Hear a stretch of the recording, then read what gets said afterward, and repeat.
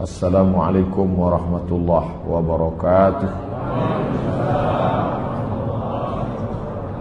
Alhamdulillah wassalatu wassalamu ala Rasulillah wa ala alihi wa sahbihi wa man tabi'ahu wa mawalah. Bapak-bapak, ibu-ibu, hadirin hadirat, alim ulama, cerdik pandai, tokoh masyarakat, yang besar tak dihimbau gelar, yang kecil tak disebut nama. Insyaallah kita semua hamba-hamba dimuliakan Allah Subhanahu wa taala. Amin ya rabbal alamin. Malam ini kita akan mengkaji biografi orang yang sudah membebaskan manusia min zulumatil jahli ila nuril ma'rifah, dari jahiliyah musyrik kepada cahaya tauhid, dari mulai sejak lahir sampailah meninggal dunia. Kita akan break sejenak saat salat Isya insyaallah. Nabi Ibrahim punya anak bernama Ishak. Ishak punya anak bernama Yakub. Yakub punya anak bernama Yusuf. Yusuf punya saudara bernama Yahuza. Cucu cicit Yahuza ini turun ke bawah, ada yang jadi nabi bernama Daud. Daud punya anak Sulaiman. Sulaiman bercabang dua ke kanan, Zakaria. Kemudian Zakaria punya anak Yahya. Habis. Kemudian jalurnya yang satu lagi dari Sulaiman tidak langsung punya anak bernama Imran. Imran punya anak bernama Maryam, dan Maryam punya anak bernama Isa.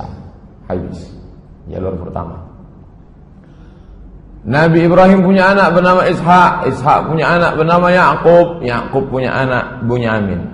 Turun ke bawah berakhir pada Yunus. Ibrahim punya anak bernama Ishak. Ishak punya anak bernama Yakub. Yakub punya anak Yusuf. Yusuf punya saudara bernama Imran. Beda Imran di sini dengan Imran ayah Maryam. Imran punya anak bernama Musa, dan Musa punya adik saudara bernama Harun. Turun ke bawah Ilyasan. Ini nabi-nabi yang dikenal dengan Bani Israel.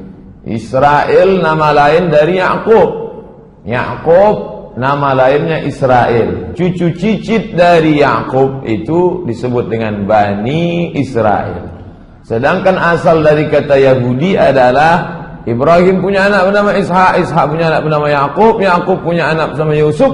Yusuf punya saudara Yahuza. Cucu cicit Yahuza disebut dengan Yahudi. Semua Yahuza Israel, tapi tidak semua Israel Yahudi. Sedangkan Muhammad sallallahu alaihi wasallam jalurnya bukan dari jalur sini, tapi bertemu pada Ibrahim. Jalurnya adalah Muhammad sallallahu alaihi wasallam punya ayah bernama Abdullah. Abdullah anak Abdul Muttalib. Abdul Muttalib anak Hashim. Hashim anak Abdi Manaf. Abdi Manaf anak Qusay. Qusay anak Kilab. Kilab anak Murah. Murah anak Ka'ab. Ka'ab anak Lu'ay. Lu'ay anak Ghalib. Ghalib anak Fihir. Fihir anak Malik. Malik anak Nadar. Nadar anak Kinanah. Kinanah anak Khuzaimah. Khuzaimah anak Mudrikah. Mudrikah anak Ilyas. Ilyas anak Mudar. Mudar anak Nizar. Nizar anak Ma'ad. Ma'ad anak Adnan. Adnan bukan nabi. Namanya dibuat warna, apa warnanya ini? Adnan karena nasab yang sahih disebutkan nabi hanya sampai pada Adnan.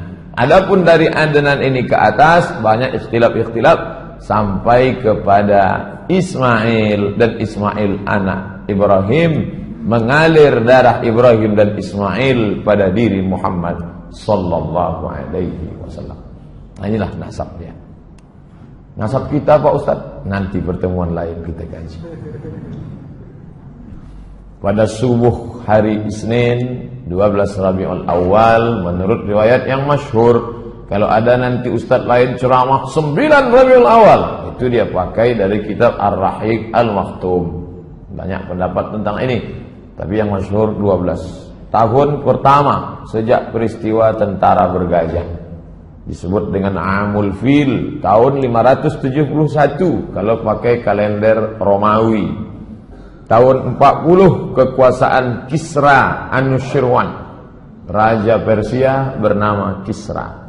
Maka menjelang subuh hari Senin itu lahirlah Nabi Muhammad sallallahu alaihi wasallam. Itu tidak ada ikhtilaf. Hadis riwayat Muslim. Kenapa engkau puasa hari Senin ya Rasulullah? Zaka yauma wulidtu. Hari Senin aku lahir. Tak ada ikhtilaf. Tanggalnya yang ikhtilaf. Harinya tak ada ikhtilaf. Ketika dia lahir, terang benderang cahaya menerangi istana-istana di Rom. Tak tahu datang dari mana. Mereka heran. Dari mana ini terang? Begitu riwayat Ibnu Sa'ad, Ahmad bin Hanbal dan Darimi. Api abadi yang tak pernah mati di Persia padam. Beberapa bangunan gereja roboh, tak tahu apa sebab. Begitu menurut riwayat Imam At-Tabari dan Imam Al-Baihaqi. Abdul Muttalib sesudah lahir cucu kesayangan tadi dibawalah ke dalam Ka'bah karena Abdul Muttalib pemegang kunci Ka'bah. Kemudian disembelihkan kambing, akikah. Oh, akikah sudah ada sebelum zaman Nabi Muhammad ya. Sudah ada. Zaman Nabi Muhammad dibersihkan dari yang kotor-kotor. Mereka darah kambing itu diusapkan ke kepala anak yang baru lahir. Kotor, najis. Tapi setelah Islam datang dibersihkan karena akikah ini sudah ada dalam syariat Nabi Ibrahim alaihissalam. Diberinya nama. Yang memberi nama itu adalah Abdul Muttalib. Diberinya cucunya itu bernama Muhammad. Nama itu belum pernah dipakai sebelumnya. Dia dikhitankan pada hari ke-7 karena khitan sudah ada pada syariat datuk moyangnya Ibrahim. Nabi-nabi setelah Ibrahim berkhitan. Nabi Musa berkhitan, Nabi Isa berkhitan, Nabi Muhammad berkhitan. Nabi Isa berkhitan, Ustaz. Khitan. Siapa yang menghapuskan khitan dalam agama Nasrani? Paus bernama Saul, seorang laki-laki merubah namanya menjadi Paulus. Dialah yang menghapuskan khitan. Kata dia sejak Isa disalib, maka semua suci, tak perlu lagi berkhitan. Kemudian tradisi orang Arab, anak itu disusukan kepada perempuan lain, disusukan kepada seorang budak sahaya Abu Lahab bernama Suwaibah al-Aslamiyah. Kebetulan dia waktu itu melahirkan anak bernama Masruh, maka Nabi saudara sesusuan dengan Masruh. Ibunya lain, tapi satu ibu susuan. Karena Suwaibah menyusukan Muhammad sallallahu alaihi wasallam. Saat itu juga Suwaibah menyusukan bayi-bayi lain, di antaranya adalah Hamzah bin Abdul Muttalib. Satu sisi Hamzah itu pamannya karena adik ayahnya, tapi di sisi lain juga Hamzah adalah saudara satu susuannya. Belakangan Hamzah meninggal pada perang Uhud. Kita akan kaji selanjutnya. Setelah itu setelah itu ada saudara susuannya lagi, yaitu Abu Salamah ibnu Abdul Asad al-Makhzumi. Lanjut, umur 4 tahun. Kenapa Ustaz melompat langsung? Kita ambil peristiwa penting-penting.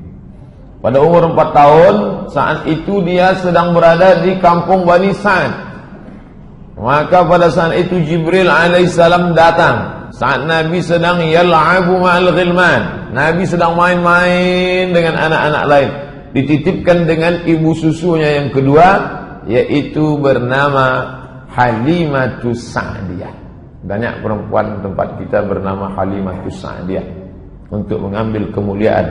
Ibu susu yang pertama Suwaibah, yang kedua Halimatus Sa'diyah. Di kampung Bani Sa'ad. Ketika dia sedang main dengan anak-anak yang lain, tiba-tiba Jibril alaihissalam menarik tangan Nabi Muhammad, membuatnya pingsan, membelah dadanya, mengeluarkan jantungnya, kemudian dicuci. Inilah pertama kali dibedah oleh malaikat Jibril alaihissalam. Lalu kemudian anak-anak ini mengadu ke rumah. Apa kata anak-anak itu? Inna Muhammadan qad qutila. Muhammad sudah dibunuh. Anak-anak itu melihat, lari pulang ke rumah. Ibu Halimatus Sa'diyah, Muhammad sudah dibunuh. Lalu mereka datang lagi dan mereka lihat wajah Nabi SAW berubah raut wajahnya. Lalu mutaghayyirul laun, berubah raut wajahnya. Lalu kemudian Anas yang meriwayatkan hadis ini, Anas bin Malik berkata, wa qad kuntu ara athara dhalikal miqyad fi sadrihi. Mata kepalaku sendiri pernah melihat bekas terbelahnya dada Nabi itu fi sadrihi, di dada Nabi. Jadi bukan fiksi, bukan makna kiasan, tapi memang betul nyata. Anas bin Malik yang pernah menjadi pembantu Nabi selama 10 sinin. Khadimtun Nabi 10 sinin. Aku menjadi pembantu Nabi 10 tahun.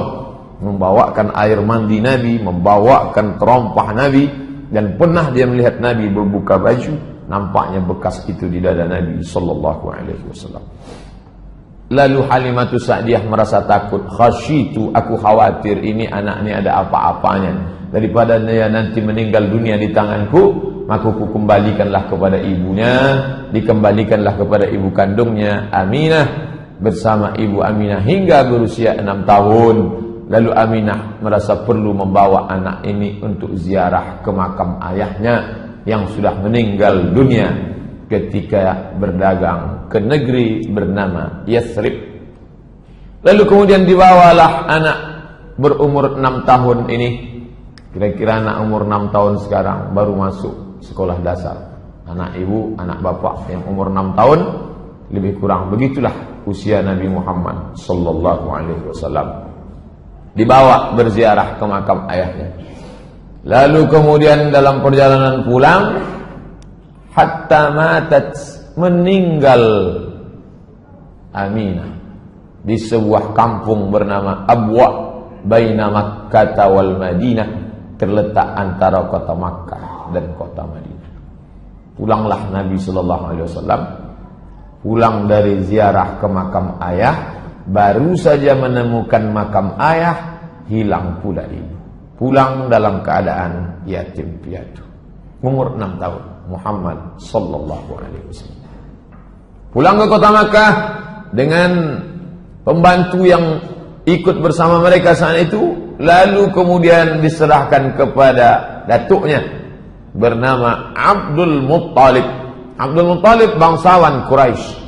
Kalau dia mau duduk di samping Ka'bah, maka sudah disiapkan yudha'u firash li Abdul Muttalib.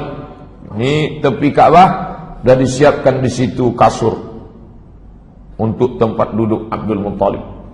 Anak-anaknya satu pun tak ada yang berani. Anak Abdul Muttalib laki-laki 10 orang. Abbas bin Abdul Muttalib, Abu Lahab bin Abdul Muttalib, Hamzah bin Abdul Muttalib, Abdullah bin Abdul Muttalib, Abu Talib bin Abdul Muttalib. Itu yang 5 itu yang masyhur. Abu Lahab kafir masuk neraka, Hamzah masuk Islam, Abu Talib ayah Ali bin Abi Talib, Abbas bin Abdul Talib ayah Abdullah bin Abbas, dan ayah Nabi Muhammad SAW. Adapun yang 5 lagi tidak masyhur, 5 perempuan. Satu pun anak laki-laki ini tak berani duduk di situ. Tapi kalau sudah datang Nabi Muhammad SAW, duduk Nabi di kasur itu bebas, cucu kesayangan. Bapak yang sudah punya cucu bisa membayangkan cucu enak saja duduk memegang kepala datuk karena ayahnya sudah meninggal dunia. Dan ketika Nabi Muhammad duduk di atas kasur itu, paman-pamannya menariknya. Lalu kemudian apa kata Abu Abdul Muttalib? Kata Abdul Muttalib, da'u, biarkan ibni hadza, anakku ini, biarkan dia. Wallahi, demi Allah, inna lahu lasya'nan, sesungguhnya nanti cucuku ini punya kedudukan yang luar biasa. Mungkin batinnya sudah melihat.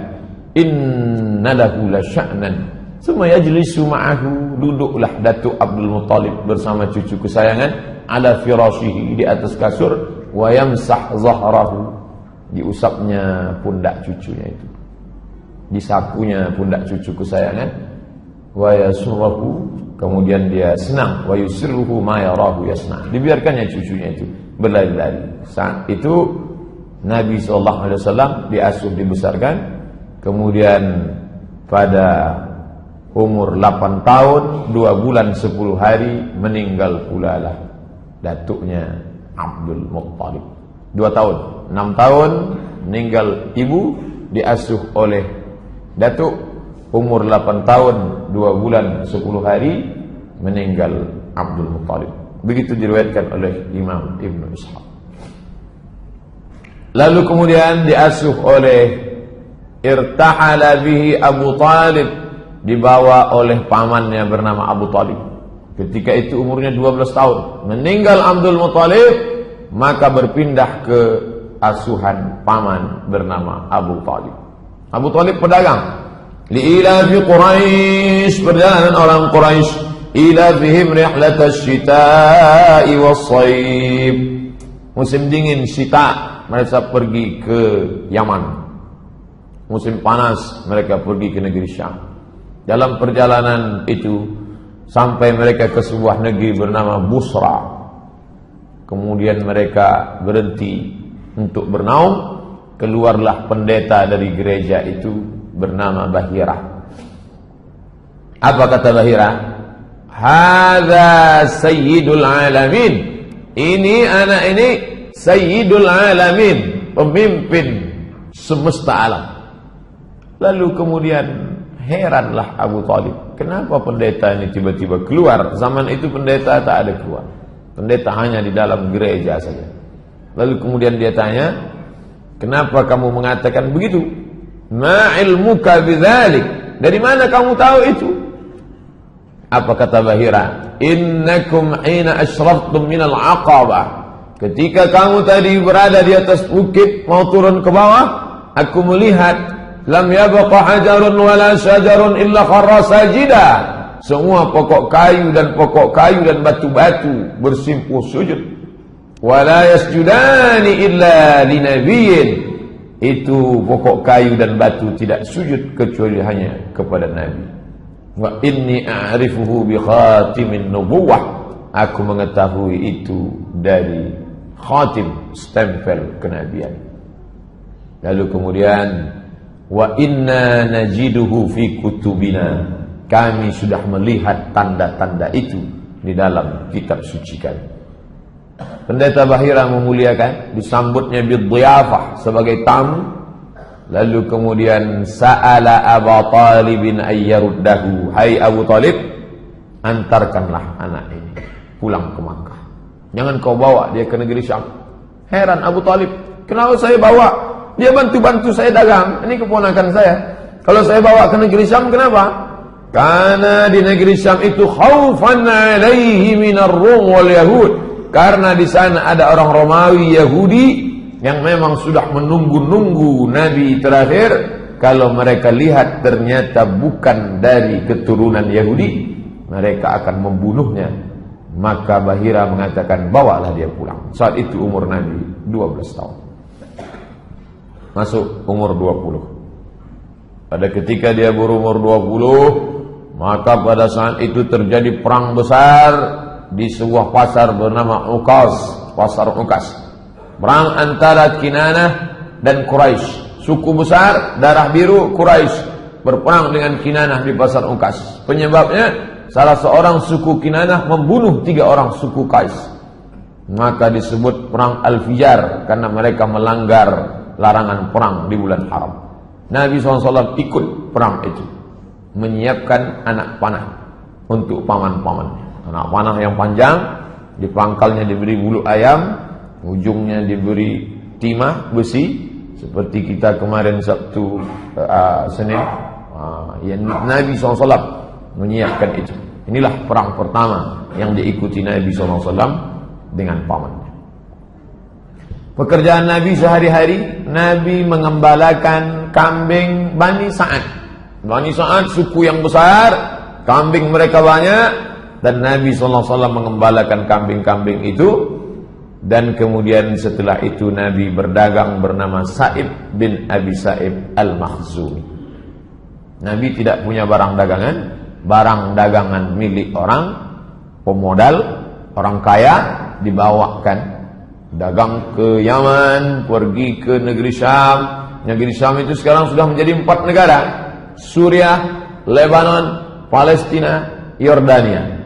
Lalu kemudian pada musim dingin mereka turun ke bawah, pergi ke Yaman. Jadi kalau dihitung sekarang, dagang Nabi itu Yaman, Saudi Arabia, Yordania, Suriah, Lebanon, Palestina. 6 negara, ekspor impor. Jadi jangan bayangkan Nabi jualan antar kelurahan. Nabi itu luar biasa bersama As-Sa'ib bin Abi Sa'ib Al-Makhzumi. Umur 25 tahun. Di antara pemilik barang Yang dibawakan Nabi barang-barangnya adalah seorang perempuan bernama Khadijah binti Khuwailid. Imra'atun, seorang perempuan tajiratun, kaya, zata syarafin, mulia, wa malin, banyak harta. Banyak yang sudah meminang dia, tapi dia tak ada terima. Lalu kemudian setiap kali barang ini dibawa laku keras. Maka dia heran, dia cari informasi, siapa yang membawa barang yang laku ini? Ternyata yang membawa itu ada seorang anak muda berusia 25 tahun bernama Muhammad sallallahu alaihi wasallam. Lalu kemudian Nabi sallallahu alaihi wasallam itu digambarkan sebagai anak muda yang menarik, mulia, cerdas, rasional, jujur, amanah. Jadi kalau ada anak muda sekarang begini sifatnya, inilah umat Muhammad SAW. Jadi kalau dia lesu, bawaannya mau mati aja, mandi malas, bangun jam 9 pagi, itu bukan umat Muhammad SAW. Banyak sudah anak-anak muda penguasa mau meminang Khadijah, tapi tidak terima. Memang dia sudah tua, tapi karena orang kaya, duitnya banyak, nampak muda. Macam sekarang lah, banyak nampak muda. Itulah. Lalu kemudian Khadijah menyampaikan pesannya kepada perempuan bernama Nafisah binti Munabbih. Nafisah, tolong kau sampaikan ke Muhammad, kalau dia mau, aku mau menikah dengan dia. Ini dalil perempuan kalau nampak laki-laki itu soleh, jangan sia-siakan. Karena orang baik tak datang 2 kali. Nampak laki itu baik, bilanglah aku mau, tapi jangan lewat SMS. Lewat SMS nanti tunjukkannya ke orang lain, tengok. Maka kemudian kata Nafisah, Muhammad sallallahu alaihi wasallam nin Khadijah, maka Nabi pun setuju, tapi Nabi tak langsung datang, paman-pamannya. Paman-pamannya banyak meminang Khadijah. Pernikahan dihadiri oleh Bani Hashim. Muhammad, anak Abdul Muttalib, anak Hashim. Seluruh cucu-cucu Hashim datang, dan para pembesar Mudhar, maharnya 20 ekor onta. 1 ekor onta paling murah 30 juta, kali 20 sama dengan 600 juta. 600 juta itu 3 biji eras. Jadi jangan bayangkan Nabi Muhammad itu miskin, susah, melarat. Itu Nabi, bukan Muhammad yang saya kenal. Itu Muhammad yang dari Kulim, yang dari Panam. Muhammad sallallahu alaihi wasallam, ngalam ini kita lihat bagaimana dia menikah. Ishruna bakarah, 20 ekor. Nabi Muhammad sallallahu alaihi wasallam monogami, 1 istri bersama Khadijah. Anak-anaknya yang pertama Al-Qasim, maka dia dipanggil ya Abul Qasim, Abu Qasim, Bapak Qasim Muhammad. Yang kedua Zainab, Ruqayyah, Ummu Kulthum, Fatimah yang menikah dengan Sayyidina Ali. Setelah Fatimah lahir lagi anak laki-laki namanya Abdullah. Itu yang dipanggil dengan Thayyib dan Tahir. Semua meninggal ketika Nabi masih hidup kecuali Fatimah. 6 bulan sesudah Nabi meninggal barulah meninggal Fatimah. Umur tubuh 35 tahun. 10 tahun sesudah itu terjadi renovasi Ka'bah. Jadi renovasi Ka'bah, orang Arab ini hobi berkelahi. Berkelahilah mereka tentang siapa yang paling layak meletakkan Hajar Aswad. Konflik 4 hari dalam masalah meletakkan Hajar Aswad. Abu Umayyah Ibnul Mughirah Al-Makhzumi punya ide. Bagaimana idenya? Siapa yang pertama kali masuk masjid, maka dialah yang meletakkan Hajar Aswad. Kita tunggu. Jangan kelahi, calling down, tenang dulu. Besok pagi kita tengok siapa yang pertama kali masuk, dia. Besok pagi ketika kepala suku sudah mengintai, yang datang pertama kali adalah Muhammad sallallahu alaihi wasallam. Tapi Nabi bijaksana luar biasa. Ketika mereka memanggil dia, umur 35 tahun, lebih tua lagi saya. Ustaz berapa? Lebih lah 35. Ketika Nabi SAW masuk, dipanggil mereka, Muhammad sini, kami sudah sepakat, siapa yang pertama kali masuk, kaulah meletakkan Hajar Aswad. Nabi bijaksana, dimintanya kain panjang, diletakkan Hajar Aswad di tengah, dimintanya kepala-kepala suku, pegang ujung, pegang. Artinya dia melibatkan orang banyak, sehingga kepala-kepala suku itu tidak merasa diremehkan. Kalau kita lah yang mengalami ini mungkin, Ustaz Somad, Ustaz yang masang, aku yang masang ya. Minggir. Tapi Nabi dari muda memang sudah bijaksana. Merangkul bukan memukul, mengajak bukan mengejek. Ayo, datuk-datuk, nenek mama, sadonyo sama kita, ayo kita pasang. Kalian pegang ujung kain, biar aku pegang. Hilanglah perkelahian. Nabi SAW. Jadi fase kehidupannya lahir 40 tahun jadi Rasul, 3 tahun pertama dakwah rahasia, diam-diam. Setelah itu hijrah, wafat. Ini yang akan kita kaji ini secara utuh. Kita sudah berjalan 35 menjelang 40. Azan Isya berbunyi, kita harus break, kita lanjutkan. Sampai jam berapa nih selesai Pak Ustaz? Ikuti aja lah. Umur 38 tahun, umur 39 tahun, umur 40 tahun. Ada apa?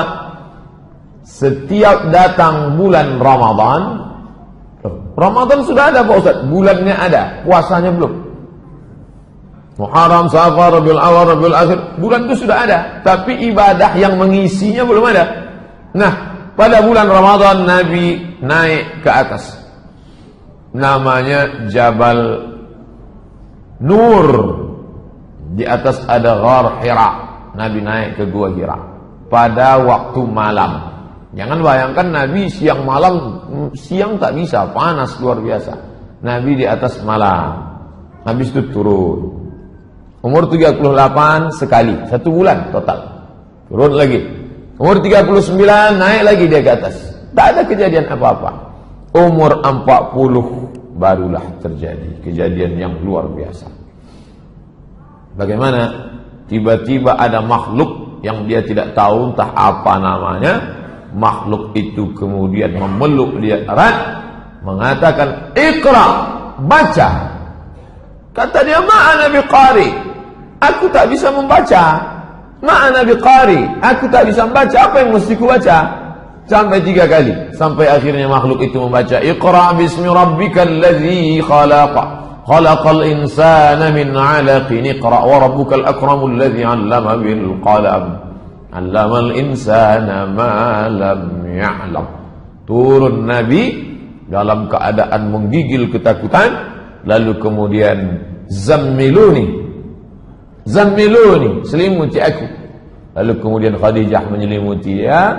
Dia cerita tentang ini, Khadijah menenangkan dia. Itu bukan apa-apa, tidak mungkin, karena engkau orangnya baik, menyambung silaturahim. Tapi aku akan bertanya kepada saudaraku Waraqah bin Naufal. Waraqah bin Naufal berdialog panjang.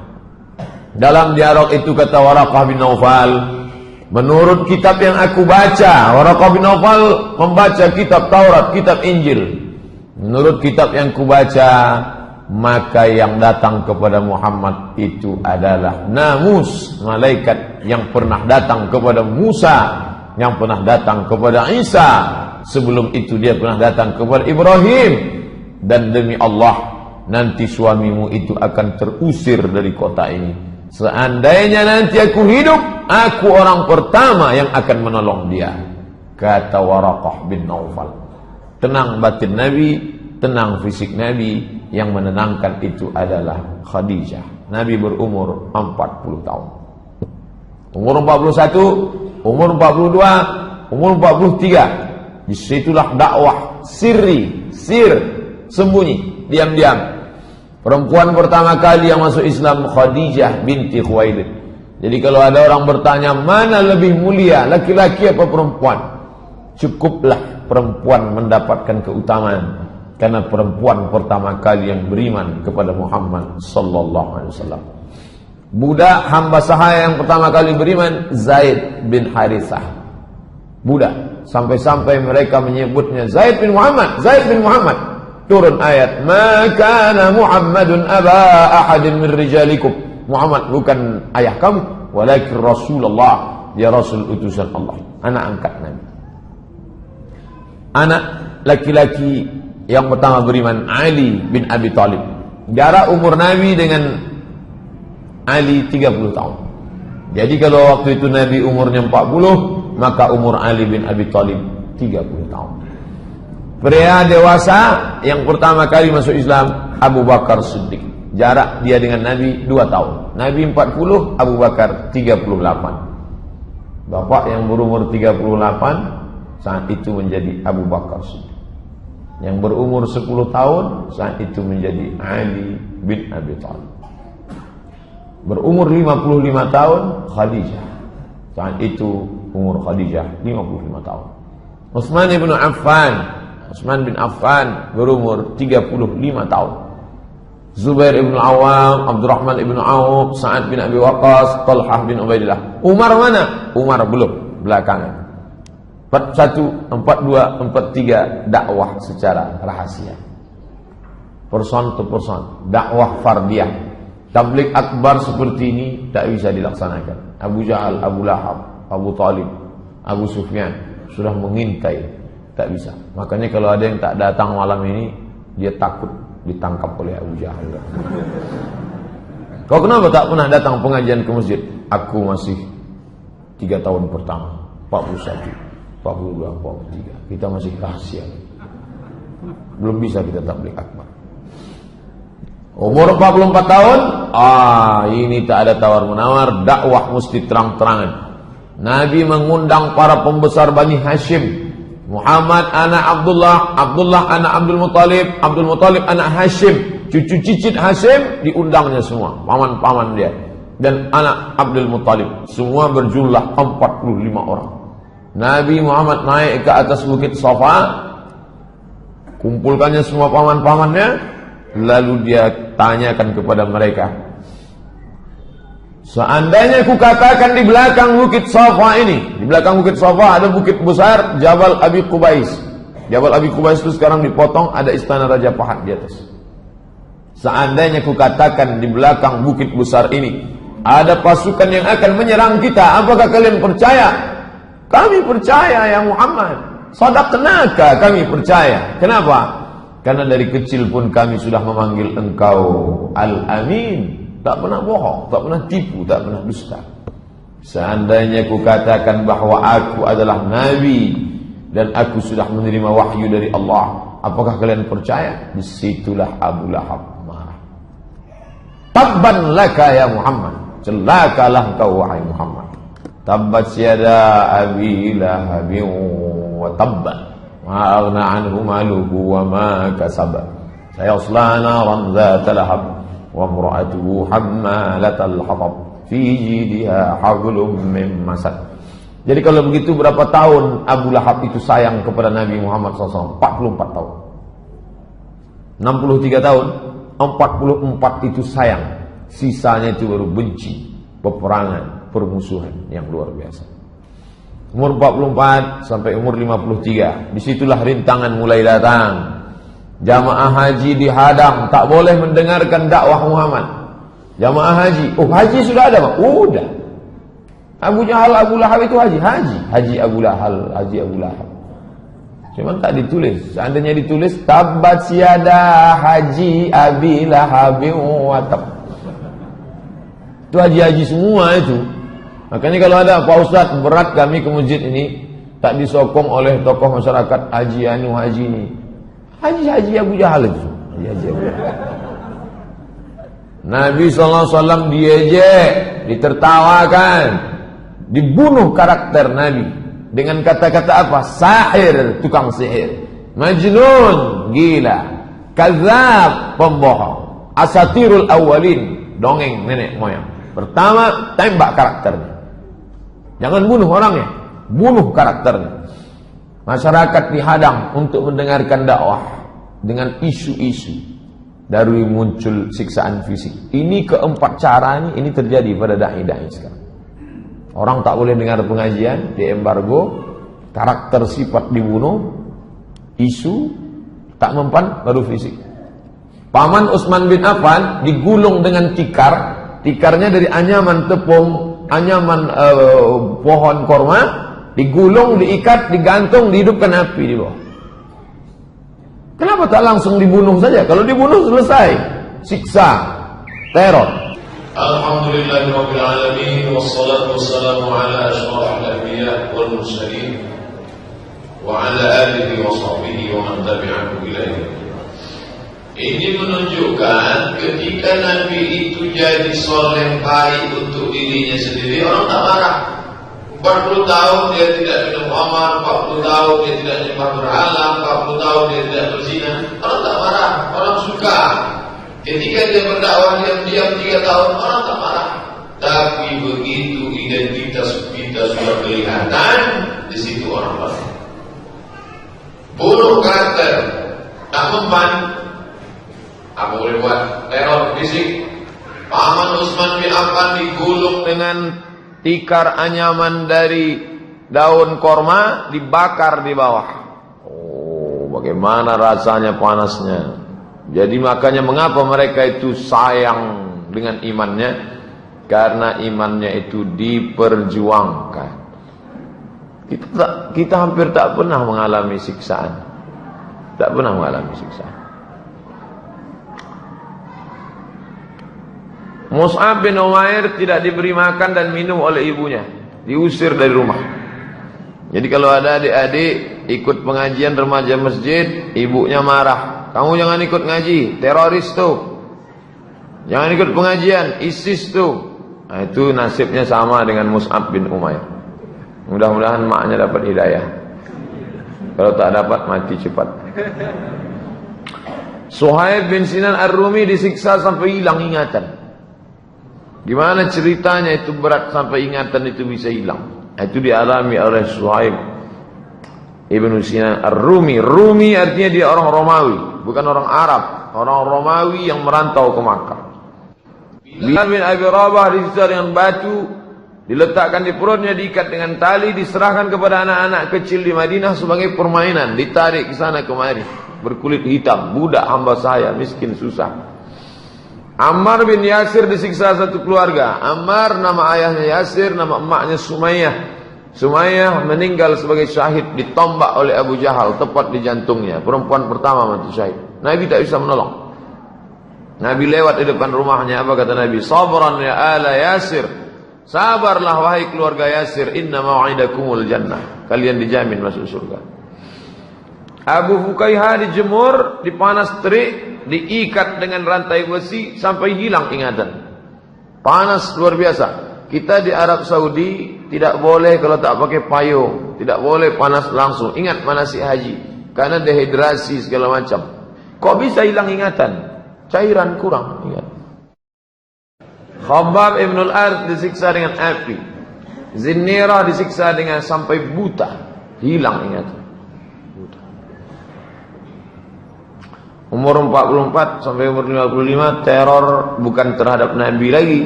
Kalau tadi terhadap Nabi, sekarang siapa yang membela Nabi, habis. Abu Talib yang membela. Abu Talib itu jawaban Abu Talib terhadap teror kafir Quraisy. Apa kata Abu Talib? Wallahi la yasilu ilaika bi jam'ihim hatta uwassida fit turafi dafina. Wallahi demi Allah wahai keponakanku, lan tidak akan yasilu ilaika bi jam'ihim. Mereka walaupun ramai tak akan bisa menangkap, membunuhmu. Hatta uwassida fit turabi, sampai aku ditimbun fit turab, di dalam tanah, dafina, sebagai mayat yang mati, terbujur kaku di dalam tanah. Begitulah cinta Abu Talib. Jangan kau takut teror apapun yang kau hadapi. Teror terhadap anak-anak Nabi, anak-anak diteror. Apa salah anak Nabi? Abu Lahab memaksa kedua anaknya bernama Utbah bin Abi Lahab dan Utaibah. Utbah bin Abi Lahab, Utaibah bin Abi Lahab itu menikah dengan Ruqayyah dan Ummu Kalsum, ceraikan. Tentu pukulan luar biasa. Anak menjadi janda. Gara-gara apa? pukulan emosional. Seorang ulama kalau anaknya dipaksa harus melepaskan diri dari pernikahan, tentu dia tak sampai hati. Tapi ini dialami Nabi. Kedua anaknya Ruqayyah dan Ummu Kalsum. Ummu Jamil, Arwah binti Harb ibnu Umayyah, saudara kandung Abu Sufyan. Namanya Arwah, tapi panggilannya Ummu Jamil. Ummu ibu, Jamil cantik. Ummu Jamil, bu cantik. Teror fisik, menebarkan duri-duri dan kotoran di jalan yang dilalui Nabi. Mana jalan yang selalu dilalui Nabi? Nebarkan kotoran, nonta, duri-duri. Makanya satu surat khusus untuk keluarga ini. Suaminya, tabat yada abi lahabi wa tab. Pekerjaannya, ma'ana anhu maluhu wa ma kasab. Sayasla naran dzata lahab. Istrinya, wa imra'atuhu hammalatal hatab. Fi jidha hablum min masad. Memang keluarga ini luar biasa. Ayat-ayat kisah teror. Ayat-ayat ini kalau kita baca, renungkan baik-baik, ini semua cerita tentang teror yang dialami Nabi. Wailul likulli humazatil lumazah. Celakalah bagi pengumpat dan pencela. Siapa itu? Umayyah bin Khalaf mengejek, mengumpat, mencela Rasulullah. Saudaranya bernama Ubay bin Khalaf meludahi wajah Rasulullah SAW. Maka ketika imam membaca ayat itu, renungkan dengan baik. Wailul likulli humazatil lumazah alladzi jama'a malahu wa'addada. Apa kerja mereka? Jama'a malan, mengumpulkan harta, wa'addada, kumpul hitung. Datang Nabi, mereka caci, sumpah serapah, bahkan meludahi wajah Nabi. Wala tuti' kulla halafim mahin hammazim masya'im binamim manna'il lil khairi mu'tadin asim utullim ba'da dhalika zanim. 9 sifat Al-Akhnas Ibnu Syarik Al-Thaqafi. Itu kronologisnya, ada orangnya semua itu. Apa arti ayat ini? Banyak mencela, pergi ke sana kemari menyebar fitnah. Zaman dulu orang kalau menyebar fitnah masuk rumah ini, fitnah masuk. Sekarang enggak, share. Twitter, BBM, WhatsApp, Facebook. Andai mereka ini dulu hidup zaman sekarang, banyak paketnya nih, 5 giga, 8 giga. Banyak menghalangi orang buat baik. Siapa mau buat baik? Siapa yang masuk Islam? Halangi. Melampau. Tengok sistem kerjanya pas gaya kerja Ahokers. Ini otak-otaknya semua. Ini semua ada. Zaman berganti, musim berubah. Tokoh-tokoh yang membela Islam bunuh karakternya. Apakah ada tokoh itu yang anaknya? Mungkin ada, kita tak mengerti. Mereka tak pernah mengadu. Tokoh-tokoh Islam itu hanya mengadu kepada Allah Subhanahu wa taala. Fala saddaqa wala shalla. Mereka tak mau percaya dan tak mau salat. Siapa itu yang dimaksud? Abu Jahal. Mendengarkan bacaan Quran tapi tak mau percaya. Kalau ada orang salat dihalanginya. Pernah Nabi salat di samping Ka'bah, diajaknya anak-anak muda, cekik kepala, tungkup pakai kain hitam, diikat, disiramkan kotoran onta. Fala saddaqa wala shalla. Apa strategi yang dilakukan Rasulullah? Pertama, perlu markas Islamic Center, pusat kajian Islam. Di mana? Rumah Al-Arqam bin Abil Arqam sebagai pusat kegiatan. Inilah perlunya sekretariat. Nah, ini dalil bagi adik-adik yang buat remaja masjid. Kami bingung nih Pak, tak ada sekretariat. Nah, ini dalilnya. Sekretariat Irma, FSRMM, Sekretariat Fodamara. Nah, dari ini dalilnya. Minta mereka dapat satu, bersedekah rumah Al-Arqam bin Abil Arqam. 2, mencari peluang baru. Amati, mikir, kira-kira kemana kita pindah? Dunia ini tak sempit, luas. Maka muncullah ide sebagian sahabat mengungsi ke Habasyah. Habasyah itu Abyssinia. Di mana itu sekarang? Ethiopia, Afrika. Dari Makkah menyeberang turun ke Yaman, dari Yaman nyeberang Laut Merah, Djibouti, dari Djibouti masuk. Kalau ke atas Mesir, dari Makkah naik ke Yordania, menyeberang Laut Merah ke Mesir. 2 hari 2 malam naik kapal laut. Mereka dulu naik onta, menyeberang laut, naik bahtera. Umur 45 tahun Nabi hijrah ke Habasyah, Ethiopia. Bulan Rajab tahun ke-5 kenabian. 12 orang laki-laki, 4 orang perempuan. Ketuanya Utsman bin Affan dan istrinya bernama Ruqayyah. Istri Nabi, anak Nabi yang dipaksa cerai dari anak Abu Lahab, dinikahi oleh Utsman. Mereka hijrah, 12 orang. Tak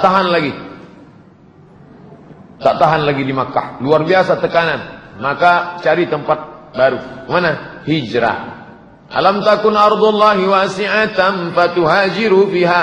Jadi kalau ada di antara kita yang ke Pekanbaru ini hijrah, jangan berkecil hati.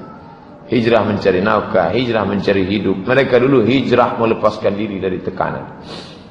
Hijrah kedua, ini lebih banyak. 83 laki-laki, 19 orang perempuan. Rombongan kedua hijrah ke Habasyah. Celakanya orang kafir Quraisy ini. Di tempat hijrah itu pun mereka datangi juga. Bayangkan itu jauhnya. Dari kota Makkah turun ke Yaman 1 bulan naik onta. Masirata syahrin. Menyeberang Laut Merah masuk ke Djibouti, masuk ke Afrika. Mereka ikut juga datang. Siapa nama orangnya yang datang? Amr bin As. Loh, Amr bin As itu kan sahabat Nabi Pak Ustaz. Ini masih CD1. Belum masuk Islam dia. Amr bin As nanti belakangan masuk Islam. Amr bin As dengan Abdullah ibn Abi Rabi'ah mengejar, menjumpai raja Ethiopia yang baik bernama Najasyi. Najasyi, ya, itu rombongan yang datang dari Makkah. Itu jangan kamu terima. Itu jahat itu perampok itu. Najasyi orang bijaksana. Dia mendengarkan ucapan Ja'far bin Abi Thalib, saudara kandung Ali bin Abi Thalib, saudara sepupu Nabi. Lalu dia tanya, Ja'far, ya, bagaimana Muhammad itu? Muhammad orangnya baik, orangnya santun. Pertanyaan Najasyi, apa pendapat Muhammad tentang Yesus? Karena Najasyi agamanya Kristen Ortodok. Ja'far terdiam. Dia hanya membacakan Kaf ya ain sad Zikru rahmati rabbika abdahu Zakaria. Jangan bayangkan Ja'far hijrah bawa Quran. Quran belum ada. Quran itu ada di kepalanya. Sekarang kalau ada orang tanya kita, apa pendapatmu tentang Isa? Sebentar dia mencari yang begitu. Ja'far langsung membacakan itu, meleleh air mata Najasyi. Kenapa? Karena yang dibacanya itu surat Maryam yang bercerita tentang kelahiran Isa alaihissalam. Najasyi Islam. Mana dalil Ustaz Najasyi Islam? Ketika Najasyi meninggal, Nabi salat jenazah, tapi jenazahnya tak ada. Maka salat itu disebut dengan salat ghaib. Keluarga meninggal di Jakarta, Surabaya. Mana jenazahnya? Tak ada. Salat ghaib. Apa dalil salat ghaib? Nabi salat ghaib ketika Najasyi meninggal dunia. Salat ghaib hanya ditujukan orang muslim. Najasyi masuk Islam. Umur 46, 6 tahun perjalanan dakwah, 3 tahun diam-diam, 3 tahun tertekan sampai pindah. Ada cahaya kecil, ibarat dalam gelap nampak ada secercah cahaya. Apa itu? Hamzah masuk Islam. Hamzah yang bergelar setelah masuk Islam Asadullah. Asad singa, Asadullah singa Allah. Apa sebab dia masuk Islam? Abu Jahal memukul Nabi di atas Bukit Safa hingga berdarah kepala Nabi.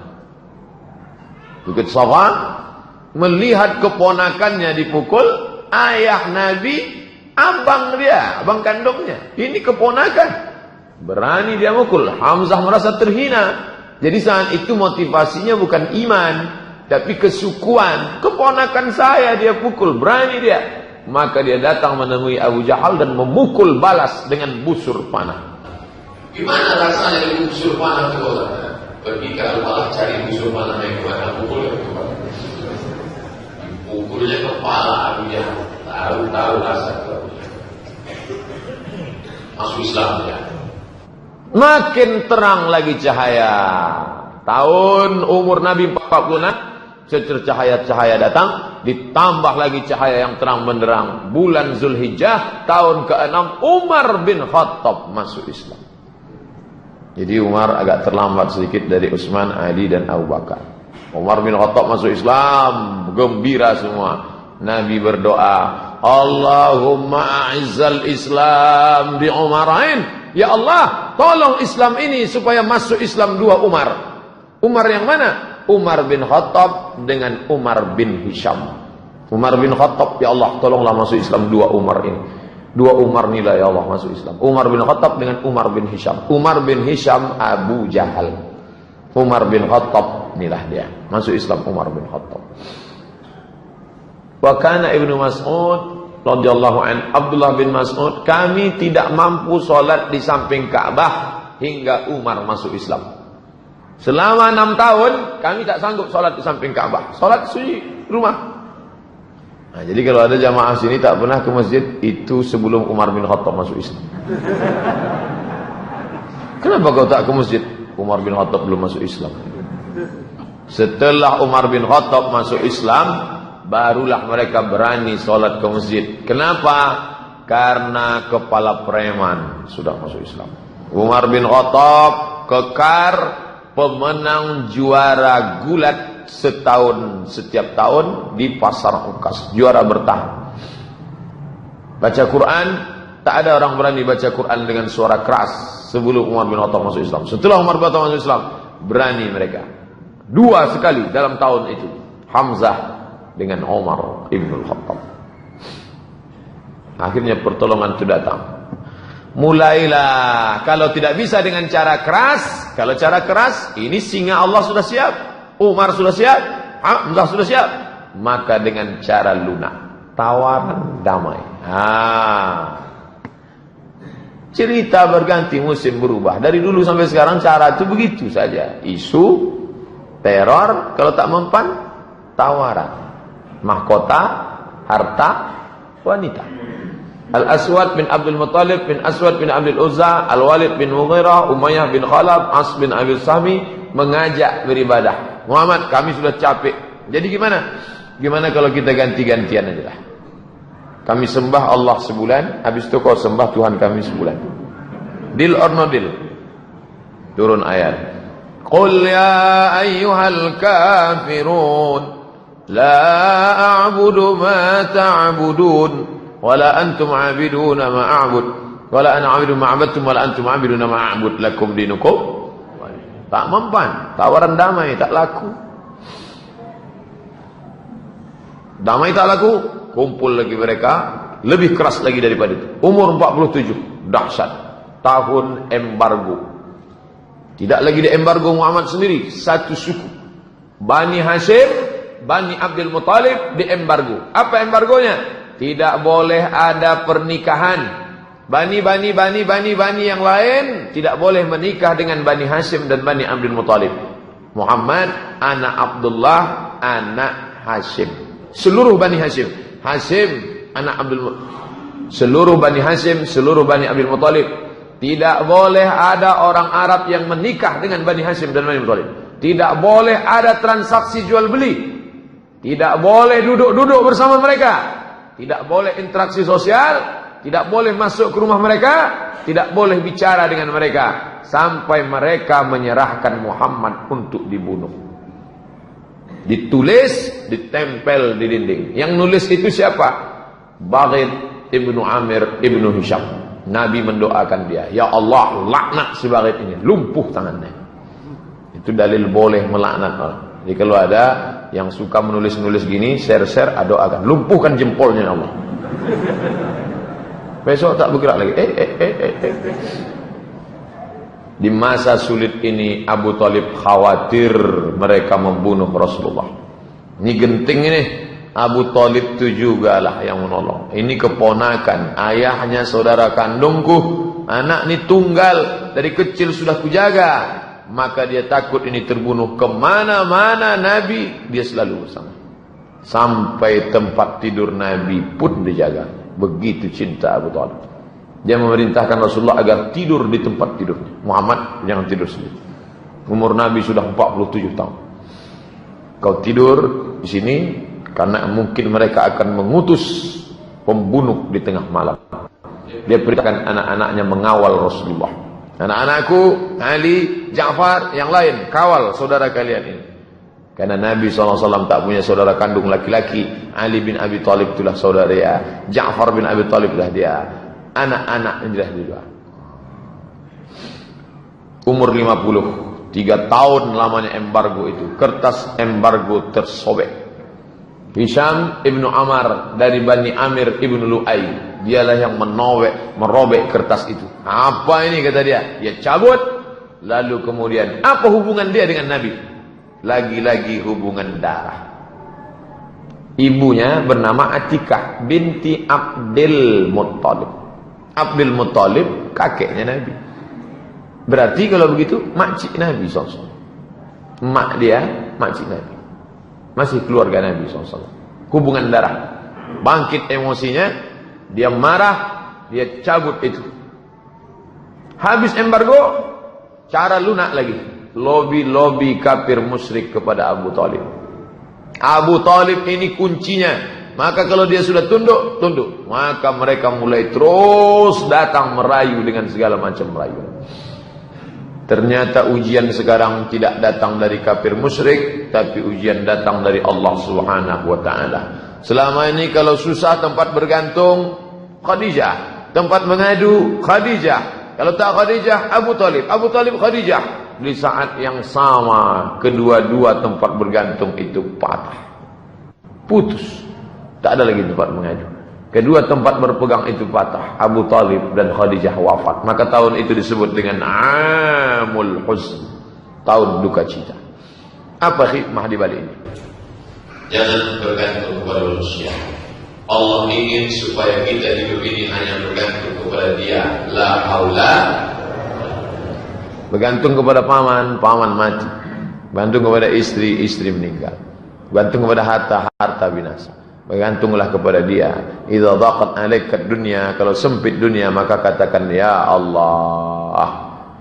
Apa sulitnya Allah menolong Nabi Muhammad? Mudah. Innama amruhu idza arada syai'an ay yaqula lahu kun fayakun. Kenapa dia buat kehidupan Nabi ada naik, ada turun? Supaya kita hidup ini manusiawi, bukan hidup malaikat. Hidup kita ini hidup manusia, bukan hidup malaikat di surga. Nabi menikah dengan Saudah binti Zam'ah. Selama dengan Khadijah 50 tahun umurnya, 25 tahun lajang, 25 tahun menikah, monogami, istrinya tunggal. Tak pernah menikah dengan perempuan lain. Setelah meninggal Khadijah, menikah dia dengan Saudah binti Zam'ah. Itu pun janda karena suaminya bernama Sakran ibnu Imran, wafat di Habasyah. Ini perempuan dia nikahi, Rasul menikahinya. Sedih di atas sedih. Pergi Taif. Di Taif ada suku Saqif. Dengan harapan orang Saqif mau menerima dakwah. Datang ke sana, ayolah kalian masuk Islam, aku Muhammad SAW. Jadi tidak tablik akbar, tapi ini tablik akbar ini datang belakangan. Dakwah person to person, ngobrol, cerita, menawarkan Islam.